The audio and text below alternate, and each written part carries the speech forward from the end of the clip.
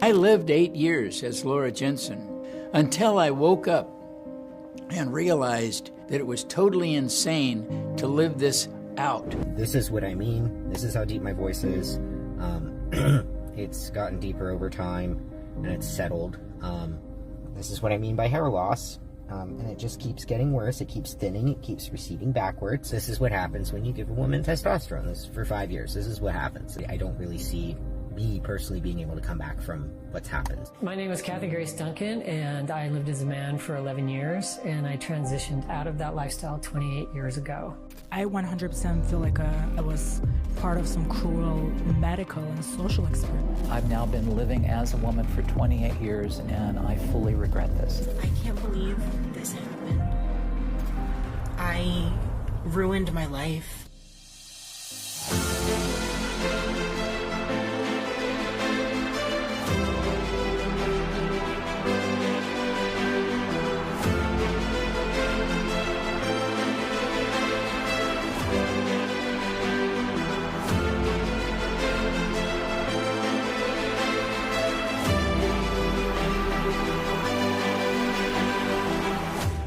In the world today, there is an agenda, a deliberate attack on the male and female gender. This agenda is geared towards subverting and transforming the family unit, creating sexual confusion, and normalizing gender dysphoria, while promoting and celebrating mental illness. The agenda has existed for decades, and in fact centuries. As far back as the BCs, Plato planned and strategized satanic agenda for children of the state and intended to have it consummated. See, that old philosopher's idea didn't change and hasn't changed. And that's still part of their agenda today. Now, they moved further, insisting they can carry out their agenda of transgenderism on children without parental consent. So they can change the gender of a child from male to female, or female to male, or from one of them to both. Can you imagine that? Without parental consent. The transgender phenomenon is not a small-scale operation. It's not led by a single man. Instead, it's led by the most influential power centers in the country. Our own government, big corporations, the medical institutions, and of course the mass media. The princess who came to your ball tonight was me.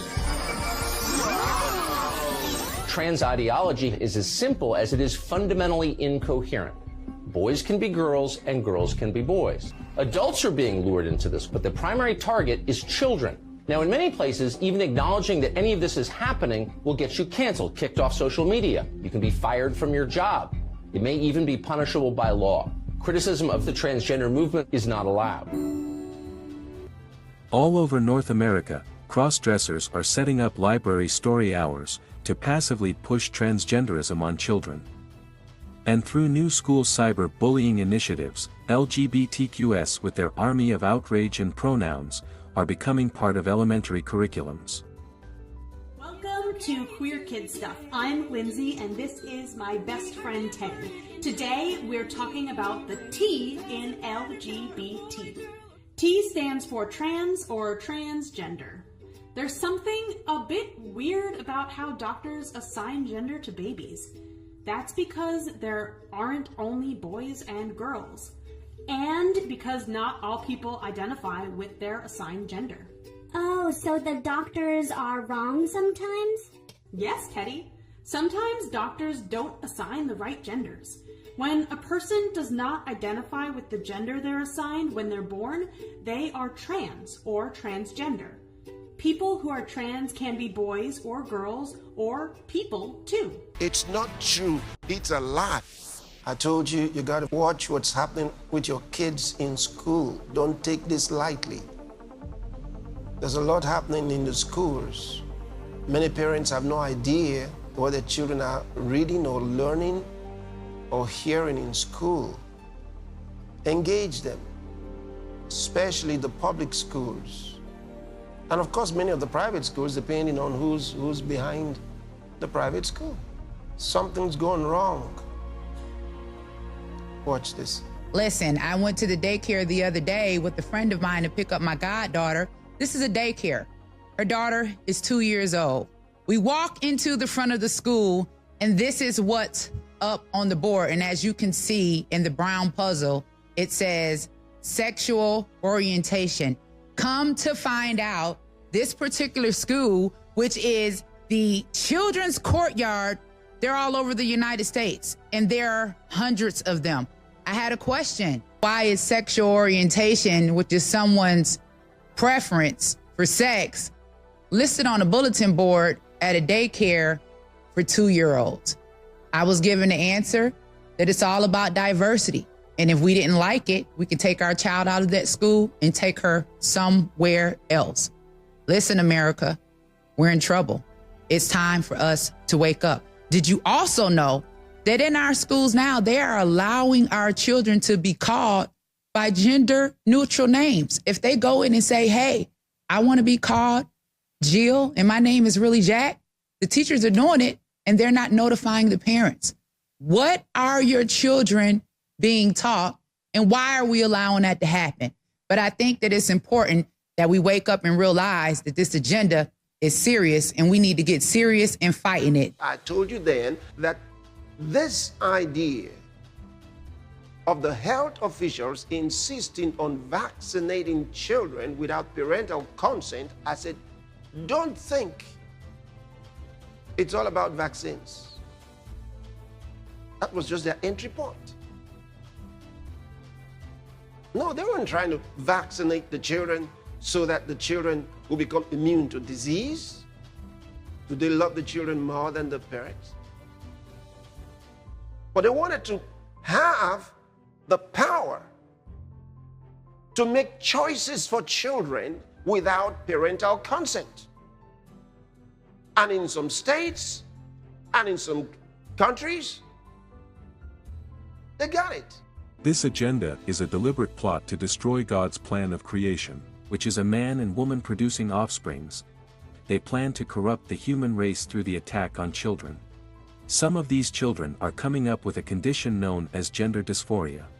Gender dysphoria is a condition where a person's physical, biological sex is one, say a boy, but in the person's mind they think they're really a girl or vice versa. It's not something that you can identify on any objective test. You can't do a blood test, for example. You can't do MRI imaging. You can't do genetic testing to actually find this gender identity. My name is Dr. Michael Laidlaw. I'm an endocrinologist in Rockland, California. This gender identity, which is really a child saying, I believe I'm this, I believe I'm a boy, I believe I'm a girl, something opposite of their body.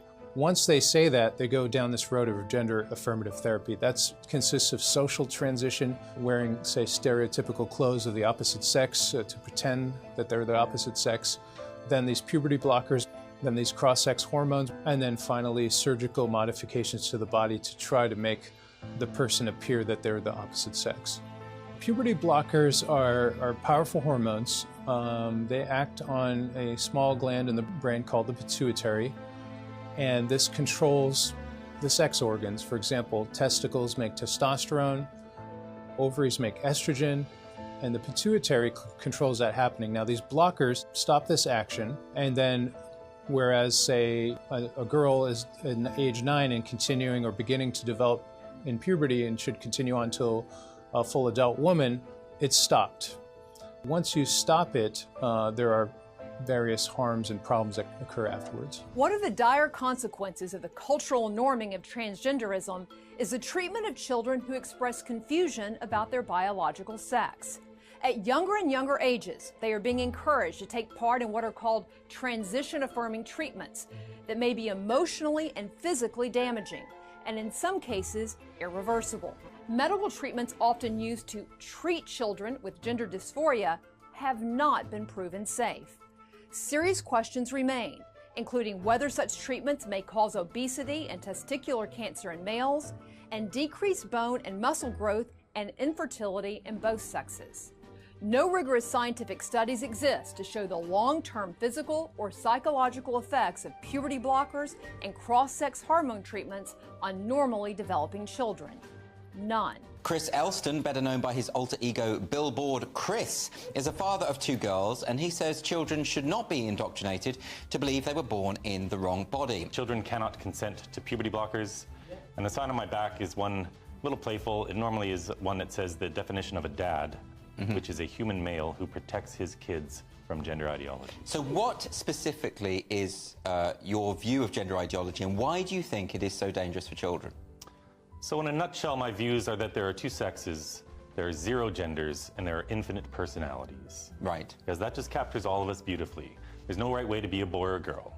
But this ideology teaches that just because a girl or a boy are gender nonconforming, if a girl wants to climb trees and play in the dirt and hates wearing dresses, well, guess what? She's a beautiful girl. Yeah. She's not a boy. She's not a trans boy. She's not anything other than what she is, which is a girl. And we need to abolish this entire ideology which teaches that stereotypes define who our kids are. Doctors have still sworn an oath to first do no harm. And if you got some 18-year-old who comes into your gender clinic who's struggling with trauma and abuse, and there might have been sexual abuse, or maybe they have autism, or who knows what's going on in their life. Yes. We don't just start cutting off body parts right away. We should be treating these underlying mental health comorbidities first. To parents of transgender children, affirming your child's identity is one of the most powerful things you can do to keep them safe and healthy. The truth of the matter is, that's a lie. It's not true. It's a deception and needs to stop now. As long as the child says it's okay, and then they are educating the children to accept it. And training the children to believe that they are more intelligent and more knowledgeable than their parents. And their parents have no idea of what's right for them. Here is a woman well, I assume she's a woman. She looks like a woman to me, but she might have a penis. Who knows anymore? And the expert, her name is Jessie Pocock. In terms of parents' rights to know at schools, I mean, here in Colorado, parents don't have the right. If a young person is questioning their gender or their sexuality, there are laws in place that say that they have the right to process that with their trusted counselor and so forth. In our community, the age of consent to mental health therapy is 12 years old. She believes that we have people who are protecting and supporting kids. I could have sworn that was the job of the parent. I spoke to one Australian mum this week who told me the heartbreaking story about her daughter, who has a long history of mental health issues, who fell in with one of these transgender organisations. The mum describes it as worse than a cult, who convinced the girl the answer to all her problems was to turn into a boy. And all the way along, the mum was sneered at by the medical profession for questioning the process. This is a disgrace. The family has been torn apart. The mum has been ostracised from her daughter, now supposedly her son. And when the mum spoke to one surgeon, this will sicken you, he admitted that 10 years ago he would never have, quote, chopped a girl's breasts off, but now it is all too common, unquote. This is out of control. We need a national inquiry to determine that the medical profession is properly regulated when it comes to transgenderism and our children. Now, the High Court has ruled that children under 16 who say they want to change gender are unlikely to be able to give their informed consent to treatment with drugs that block puberty. The case was brought by a young woman who regretted her decision to have treatment and argued that a court order should be needed for children to take the medication. For Kira Bell, emerging from the High Court, this judgment was about decisions made as a teenager that started her on the road to transitioning from female to male. She argued she was too young to understand the impact of that treatment. The court agreed more checks are needed. I'm delighted at the judgment of the court today. It was a judgment that will protect vulnerable people. I wish it had been made for me before I embarked on the devastating experiment of puberty blockers. At 16, Kira was desperate to be a boy. She was given drugs to delay puberty, then male hormones. Clinicians say for some children this is the right move, but Kira believes it was a mistake for her. The discussions were very brief and there was no real investigation into why I had gender dysphoric feelings and how I got to that stage. I spoke briefly of depression and anxiety. But again, it was kind of assumed by everyone that transitioning would alleviate that. I think one of the things a lot of kids today are not taking into consideration is if you transition, you can never fully change sex. But then the narrative that I was hearing from trans activists and even medical providers was that if I didn't transition, I would probably kill myself. And given that I was someone who had already suffered from mental health issues in the past, I didn't want to risk that. I thought medical transition was my best option. I was prepared for my voice to get deeper, but nobody told me it would be painful to speak. Nobody told me it would feel like there was a barrier in my throat when I would go to vocalize. And I was having a bunch of health side effects as well. And I was feeling nauseous all the time, just starting to really not feel physically well. And so I just got to this breaking point where I was like, I'm not ready to go back to living as a woman, but I just know that I have to stop medically transitioning. This is not worth it to me at all anymore. I decided that I didn't want to be a woman before I had ever even experienced being a woman. I had no idea what being a woman was like because I was a child. And now I feel like I will never entirely know. I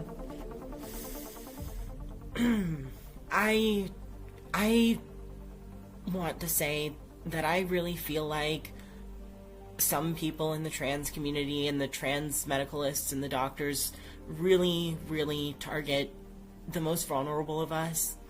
I have borderline personality disorder, and I know for a fact that this is the reason for my transition.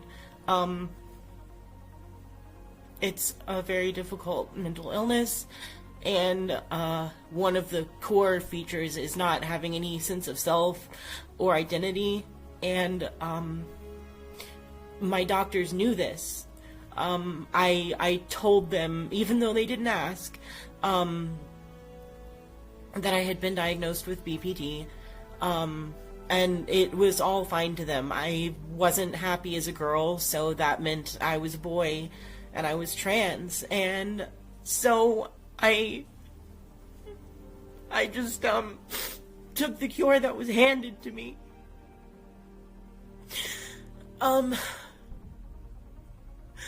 I was told that I was being given a cure, and I wouldn't want to kill myself anymore.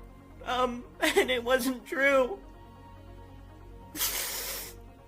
No, I didn't want to cry in this video, but this is such a hard thing to talk about.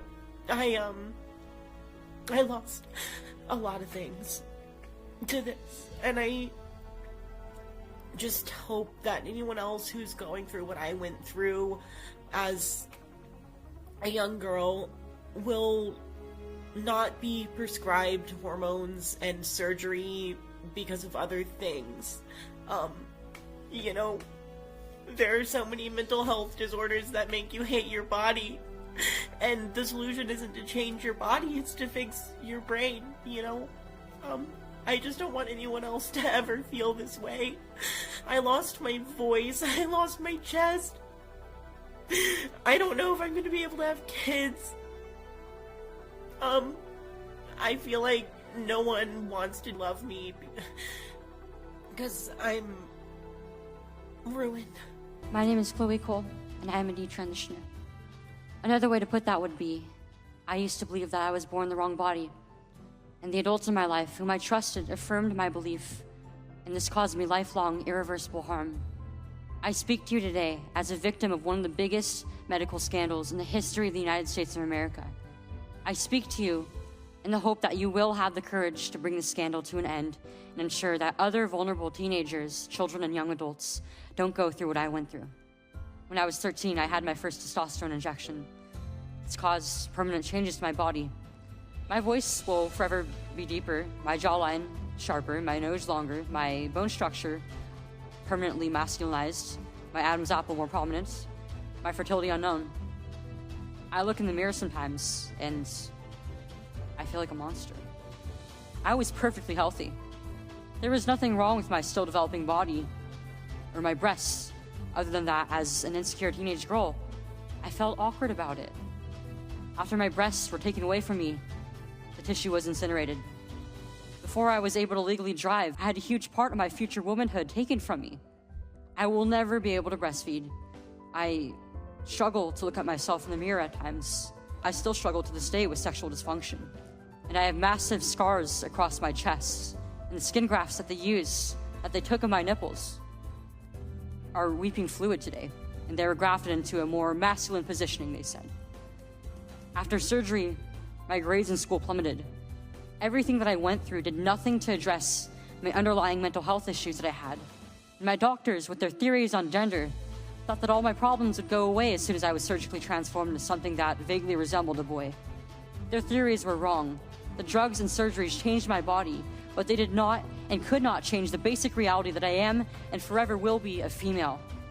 So what message do I want to bring to American teenagers and their families? I didn't need to be lied to. I needed compassion. I needed to be loved.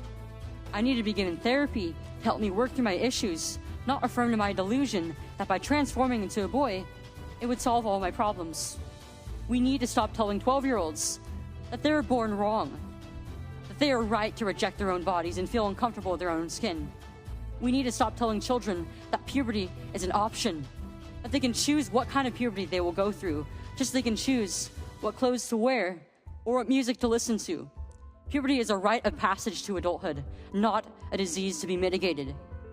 Today, I should be at home with my family celebrating my 19th birthday, and instead I'm making a desperate plea to my elected representatives. Learn the lessons from other medical scandals like the opioid crisis, to recognize that doctors are human too, and sometimes they are wrong. My childhood was ruined along with thousands of detransitioners that I know through our networks. This needs to stop. You alone can stop it. Enough children have already been victimized by this barbaric pseudoscience. Please let me be your final warning. Think about that. This is happening in real time. The sad thing is, most parents are not watching. Most are not watching. Most leaders in conservative circles, Christians, many are not watching. They're not watching. They don't realize what's going on. So I'm thinking, is this likely coming to your city? Are you going to let it happen? Enough is enough. How many more lives they want to do this experiment? How many more? Leave the kids alone! No more silence! No more silence! Leave us alone! Leave us alone! Leave us alone! I'm here because I think it's important for parents to have a say in what is being taught in school. My son, my choice! My son, my choice! My son, my choice! My son, my choice! And while some bills are being passed to stop this evil act, some are letting it continue. Republican majority passes sweeping anti-trans bill in Kentucky. The Kentucky General Assembly passing a sweeping anti-trans bill. And the WHS 1119 was there in Frankfort for the vote tonight. The bill bans gender-affirming medical care for minors. Despite the desperate cries, I'm embarrassed and I'm appalled and I'm scared.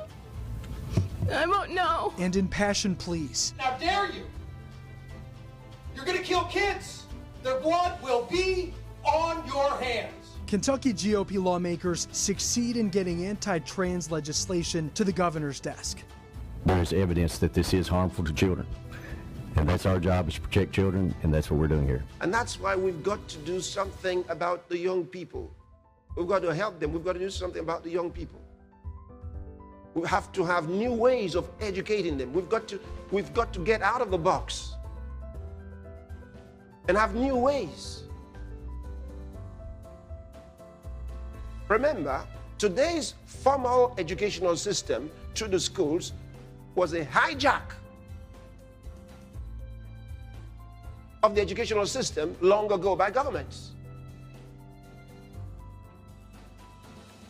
It was never the way the governments made them to become.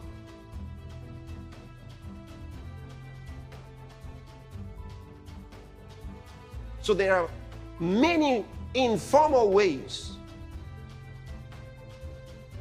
of educating children, young people. Psalm 127 verses 3 to 5 says, "Children are a heritage from the Lord, offspring a reward from him. Like arrows in the hands of a warrior, are children born in one's youth. Blessed is the man whose quiver is full of them."